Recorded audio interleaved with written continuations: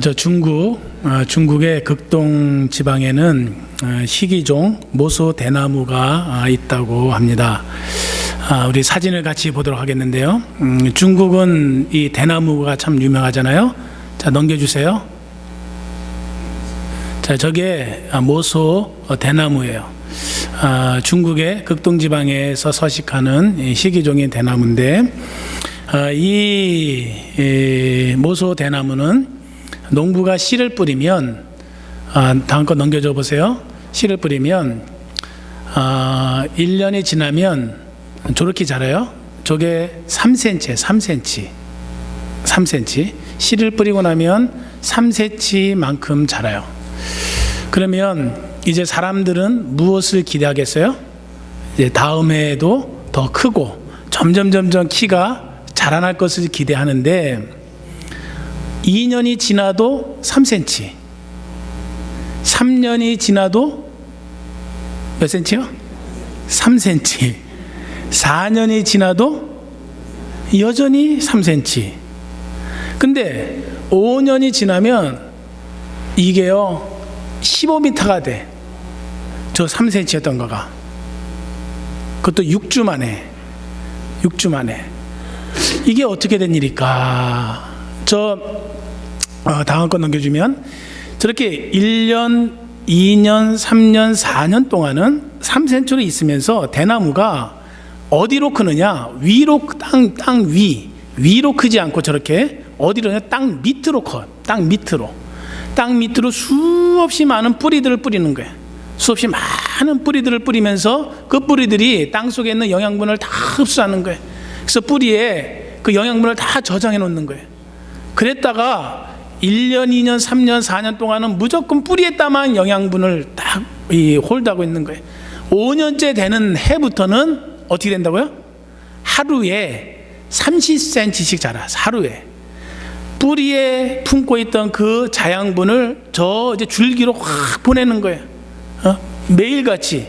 그러면은 몇 cm씩 큰다고요? 30cm. 그래서 6주 만에 15m가 되는 거예요. 15m가. 그래서 아주 이 화려한 대나무 숲을 이룬다고 합니다. 근데 저거를 잘 모르는 농부가 씨를 뿌려놓고 이제 1년이 지났더니 3cm. 그래서 매일매일 자랄 줄 알았는데 보면은 어떻게 돼요? 자라질 않아. 신경질 나서 저를 다 갈아엎는 거예요. 그러면은 저 대나무를 숲을 만들 수가 있어요, 없어요? 못 만드는 거예요. 아름다운 저 대나무 숲을 이루기 위해서는 농부가 어떻게 돼요? 기다려야 돼. 잘 기다려야 돼. 네, 됐어요? 자, 나무가 잘 자라도록 자랄 때까지 기다릴 줄 알아야 되는 거예요. 농부는 여러분 어떻게 해요? 수확의 기쁨을 누리게 되죠. 수확의 기쁨을 누리는데, 농부는 수확의 기쁨을 얻기까지는 무슨 시간이라는 게 필요해요? 기다림이라는 시간입니다. 기다림이라는 거예요. 그렇기 때문에 여러분, 이 기다림이라는 것은 우리에게 축복이요, 기다림이라는 것은 우리에게 감사가 돼요. 아멘. 기다린다는 것이 여러분 우리에게 힘들고 어려운 시간이 아니고, 기다림이라는 것은 하나님의 축복을 받는 시간이요, 기다림이라는 것은 하나님으로부터 받는 그 축복을 받으면서 하나님께 감사하는 시간이 되는 거예요. 오늘 하나님께서 이스라엘 백성들에게 이 이사야 선지자를 통해서 어떤 자가 복을 받는다고 얘기해 주고 있어요? 기다리는 자가 복을 받다. 복이 있도다. 우리 다 같이 18절 말씀 한 목소리로 읽어볼까요? 자, 18절. 다 같이 읽겠습니다. 시작. 그러나 여호와께서 기다리시나니 이는 너희에게 은혜를 베풀려 하심이요 일어나시리니 이는 너희를 긍휼히 여기려 하심이라. 대저 여호와는 정의의 하나님이시라. 그를 기다리는 자마다 복이 있도다. 아멘. 누가 복이 있도다? 기다리는 자마다. 왜 그러면 기다리는 자가 복이 있느냐? 여기 보면 18절에 보면 하나님께서 두 가지를 베풀어 주시는데, 은혜와 긍휼을 베풀어 주시는 거예요. 은혜를 베풀어 주시고 국률이 여김을 받게 되는 그 은혜가, 그 축복이 누구에게 임한다고요? 기다리는 사람에게.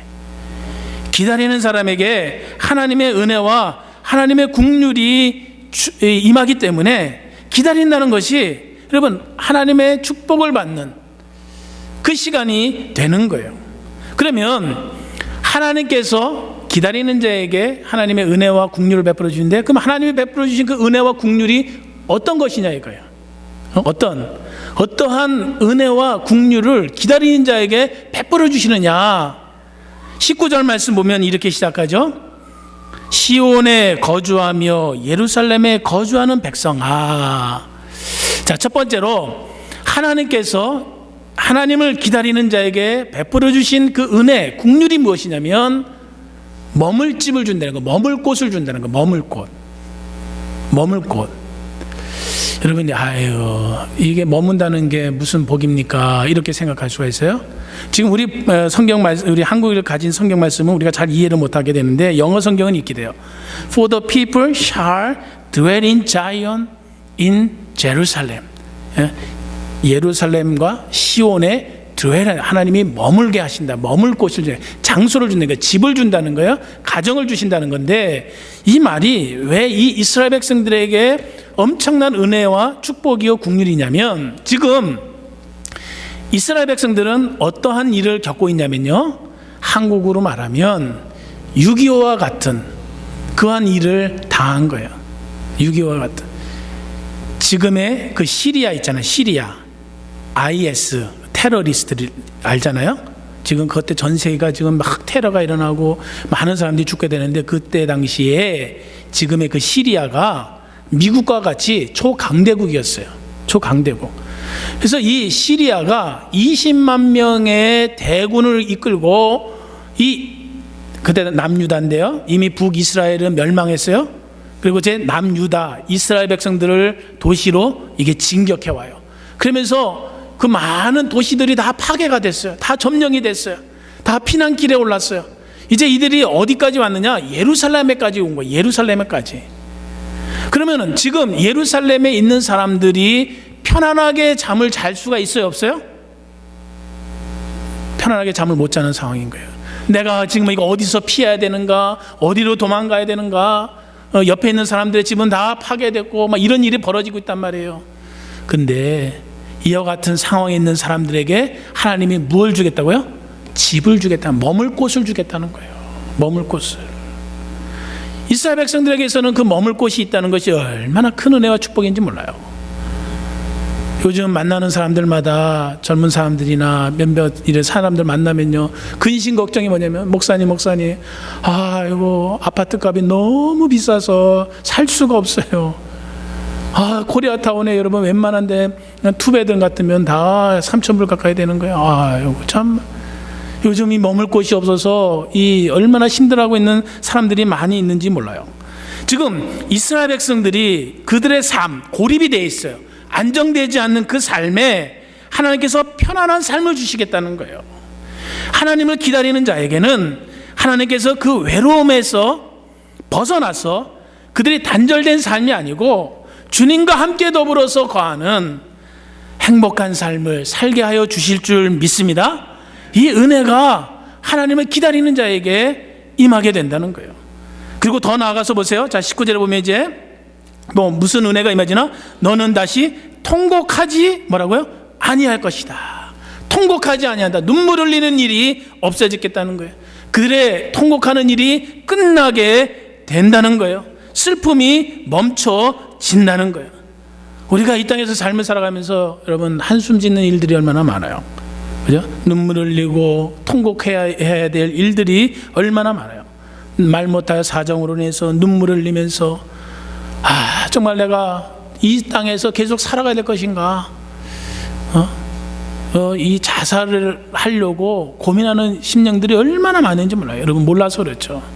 하루하루 살아가는 것이 정말 고통이고 고난 가운데 있는 그 삶들이 있어요. 근데 하나님을 기다리는 자들에게는 그 통곡을 멈춰주게 해주시다는 거예요. 하나님을 기다리는 사람은 저녁에는 통곡하지만 그 다음날 일어나면 어떤 일이 일어나느냐? 기쁨으로 그 일이 바뀌어 버리게 될 줄 믿습니다.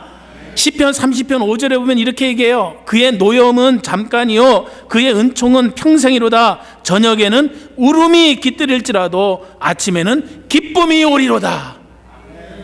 저녁에는 뭐예요? 울음이 그 삶에 임하지만은 아침에 일어나면 어떻게 된다고요? 기쁨이 온다는 거예요.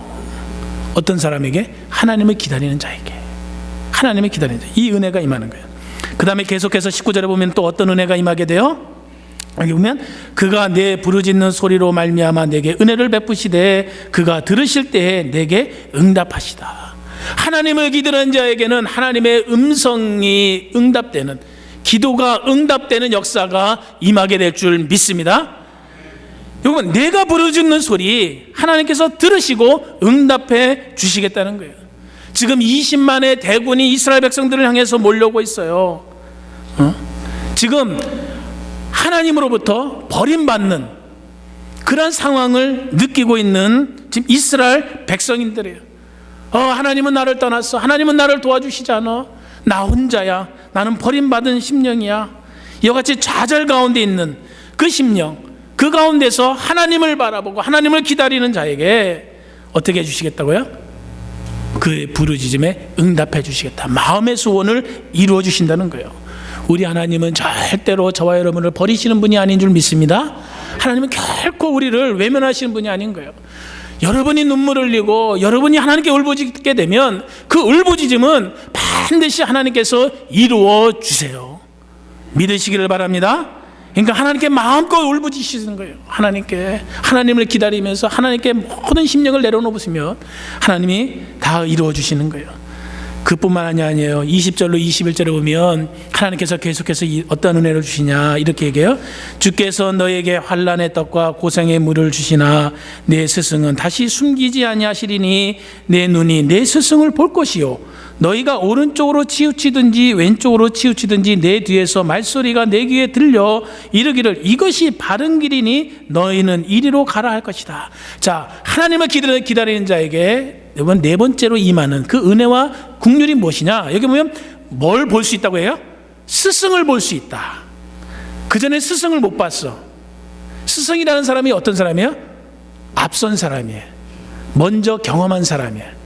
먼저 깨달은 사람이 어떤 사람이에요? 스승인 거예요. 그죠? 스승. 그래서 이 길이 좋은 길이고 이것이 바른 길이다 가르쳐주는 사람이 스승이라는 거예요. 전에는 이것을 몰랐어요. 어디로 가야 될지 그 방향 감각을 놓쳐버렸어요. 근데 여기 보니까 뭐예요? 네가 오른쪽으로 가야 될지 왼쪽으로 가야 될지 모를 때 뒤에서 말소리가 들려서 이것이 바른 길이다 라고 들려주겠다는 거예요. 하나님의 기다리는 자, 하나님의 인도하심, 우리 하나님이 선한 목자가 되어서 나에게 베스트 웨이, 가장 좋은 길로 인도하여 주실 줄 믿습니다. 그 은혜가 임한다는 거예요. 어떤 자에게? 하나님을 기다리는 자. 하나님을 기다리는 자는 어디로 가야 될지 그것을 모를 때 그것을 분별할 수 있게 된다는 거예요. 또 하나님께서 계속해서 얘기해 주세요. 23절 말씀 보면 이렇게 얘기하죠. 내가 땅에 뿌린 종자에 주께서 비를 주사 땅이 먹을 것을 내며 곡식이 풍성하고 기름지게 하실 것이며 그날에 내 가축의 광활한 목장에서 먹을 것이요. 하나님을 기다리는 자에게 임하는 그 은혜와 국률이 무엇이냐면 풍성한 열매를 거두게 된다는 거예요. 하는 일에 하나님께서 형통의 길로 인도하여 주신다는 거예요. 씨를 뿌렸는데 여러분 씨를 뿌리면 그 씨에게 여러분 필요한 것이 뭐냐면 햇빛과 물인 거야. 그죠?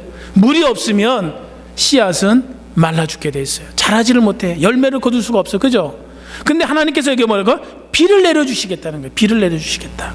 그래서 아주 풍성한 열매를 곡식을 거두게 하고 그래서 광활한 대지에 가축들이 마음껏 풀을 뜯어먹게 해주시겠다. 얼마나 감사해. 그죠? 소가 나가서 풀을 뜯어먹어야 되는데 하나도 없으면 어떻게 해? 그죠? 하나님을 기다리는 자, 하나님께서 그 삶에 풍성한 열매를 거두는 은혜를 베풀어 주시는 줄 믿습니다. 여러분 여기서 끝나잖아요. 하나님을 기다리는 자에게 또 어떤 은혜와 긍휼이 많으냐. 26절에 보면 이렇게 얘기해요. 여호와께서 자기 백성의 상처를 싸매시며 그들의 맞은 자리를 고치시는 날에. 하나님을 기다리는 자에게는 어떤 은혜가 임하게 됐어요? 치료의 역사가 일어나게 될 줄 믿습니다. 치유의 역사가 일어나는 거예요. 그들의 상처를 싸매주시고 맞은 자리를 고쳐주시는 분이 누구냐? 우리 하나님. 그런 은혜가 그의 삶에 임하겠다는 거예요. 이 세상에 여러분 할 수 없는 거 우리 주님을 바라보면서 기다리게 되면 하나님께서 그 심령의 질병을 치유해 주시고 그 마음의 병을 고쳐주시고 그 삶의 모든 문제를 다 해결해 주시고 내가 힘들고 어려운 문제를 다 품어주고 싸매 주시겠다. 합력하여 선을 이루어 주실 줄 믿습니다. 여러분, 우리 하나님은 우리의 아픔을 아시는 분이에요. 우리의 고통을 아시는 분이고 우리의 눈물을 아시는 분이에요. 그래서 우리가 당하고 있는 그 고통, 상처, 이것을 치유해 주시겠다. 얼마나 감사해요. 이와 같이 하나님을 기다리는 자에게 하나님의 은혜와 긍휼이 임하여 하나님을 기다리는 자 머물 곳을 얻게 되고 슬픔이 끝나게 되고 기도의 응답을 받게 되고 바른 길로 인도함을 받게 되고 풍성한 열매를 거두고 치유의 역사를 체험하게 되는 이 은혜가 임하는 거예요. 얼마나 감사해요. 여러분, 이 은혜를 어떤 사람이 받는다고요? 기다리는 자. 누구를? 하나님을 기다리는 자. 하나님께 소망을 두고 하나님을 바라보면서 하나님을 기다리는 자에게 하나님의 은혜와 긍휼하심은 한이 없는 줄 믿습니다. 여러분, 기다리는 자가 축복받습니다. 아멘. 기다리는 자가 축복받습니다. 그렇기 때문에 저와 여러분은 잘 기다릴 줄 알아야 돼요. 매사에 모든 것을 잘 기다릴 줄 알아야 돼. 그렇기 때문에 저와 여러분의 그 기다림은 하나님의 축복의 시간이요, 축복을 받는 통로가 되는 거예요. 그래서 우리가 기다리고 있는 그 순간은 무엇으로 우리가 보내야 되냐? 감사함으로 보내야 되는 거예요. 이 기다림의 끝에 무엇이 임하기 때문에? 하나님의 은혜와 축복이 임하기 때문에. 하나님, 나로 하여금 기다릴 수 있도록 도와주셔서 감사합니다. 이 기다림 너무너무 감사합니다. 저와 여러분은 기다림을 통해서 하나님의 은혜와 긍휼을 체험하는 귀한 믿음의 사람이 되기를 간절히 소원드립니다. 근데 사실은 우리의 현실에서 기다린다는 게 참 쉽지 않죠. 결코 이것이 여러분 기다리는 게 말은 우리가 할 수 있어요. 또 하나님의 은혜가 하나님의 축복이 임한다는 거 우리가 아는데 정말 현실에 부딪혀서 기다려 보려고 하면 그것이 안 돼요. 힘이 들어요. 막상 내 앞에 어려운 문제가 임하게 되면 하나님을 찾고 하나님의 응답을 기다리는 것보다는 일단은 어떻게 해요? 내가 어떻게 해보려고 내 힘으로 내 능력으로 내 지혜로 그것을 해결해 보려고 해요. 지금 이스라엘 백성들이 어떤 일을 맞이하고 있대요? 20만의 대군이 몰려오고 있어요. 이때 이스라엘 백성들이 한 일이 무엇이겠어요? 한 일이 뭔지 아세요? 이스라엘 백성들이 한 일이 하나님을 찾고 하나님을 기다리지 않았어요. 이들은 한 일이 무엇이냐? 30장 2절 말씀 볼까요?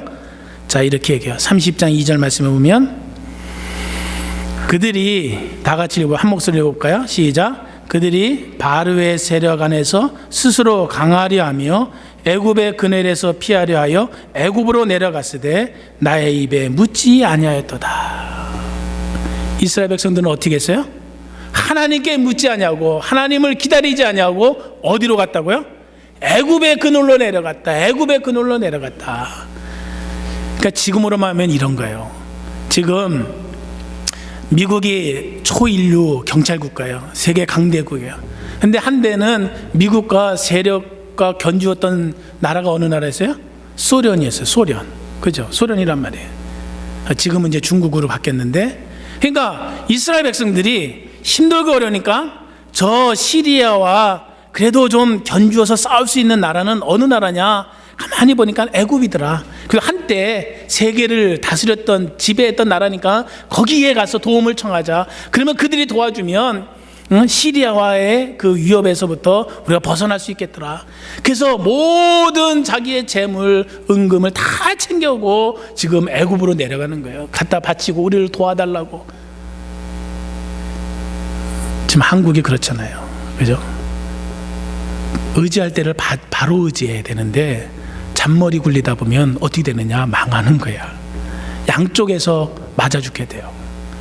지금 여러분, 지금 이 이스라엘 백성들이 어디로 간다고요? 애굽으로 그늘 피는데, 애굽으로 그늘로 내려간 그 결과가 무엇이냐? 5절 말씀 보면 이렇게 얘기해요. 다 같이 읽어볼까요? 시작. 그들이 다 자기를 유익하게 하지 못하는 민족으로 말미암아 수치를 당하리니 그 민족이 돕지도 못하며 유익하게도 못하고 수치가 되게 하며 수욕이 되게 할 뿐입니다. 애굽으로 내려갔는데 그들에게 도움이 되지 못하고 도리어 그들이 그 치욕거리가 되고 수욕을 당하게 된다는 거예요. 바로 이것은 생각해 보세요. 이스라엘 백성들은 이 애굽에서 400년 동안 노예 생활했던 사람들이에요. 거기서 온갖 고난과 억압과 핍박을 받았던 장소가 이 애굽인데 그들의 과거로 다시 돌아간다는 거예요. 과거로. 사람들이 그래요. 미국에 와서 많은 사람들이 삶을 살다가 힘들고 어렵고 잘 안 되면 어떻게 해요? 처음에 들어오는 마음이 뭐야? 아, 내가 여기 왜 왔나? 아, 한국으로 갈걸. 그죠?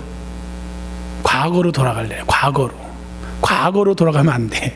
믿음의 사람은 자꾸 힘들고 어려울수록 옛날로 돌아가지 말고 어디로 가야 돼요? 하늘을 바라봐야 돼. 하나님을 바라봐야 돼. 하나님 앞에 모든 것을 내려놓고 기다려야 돼. 그래야 거기에 해답이 있게 되는 줄 믿습니다. 여러분, 절대로 이 세상을 의지하고 다시 되돌아가면 안 돼요. 한 여인이 있었습니다. 결혼하고 7년 만에 남편이 죽게 돼요. 그래서 과부가 돼요. 과부로다가 살면서 한 가지 소망을 가지게 되는데, 그것은 뭐냐면 하나님께서 우리 민족에게 구원자를 보내주실 것이다. 그 약속의 말씀을 믿고 매일같이 주의 성전에 올라와서 하나님, 이 민족 지금 억압 가운데 있는데, 핍박 가운데 있는데 이 민족을 구원해 주실 구원자를 보내주시길 원합니다. 매일같이 기도해요. 거의 60년 가까이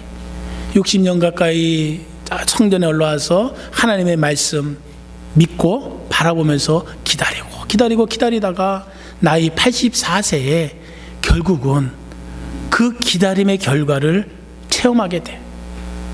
드디어 예수님이 태어나는 거예요.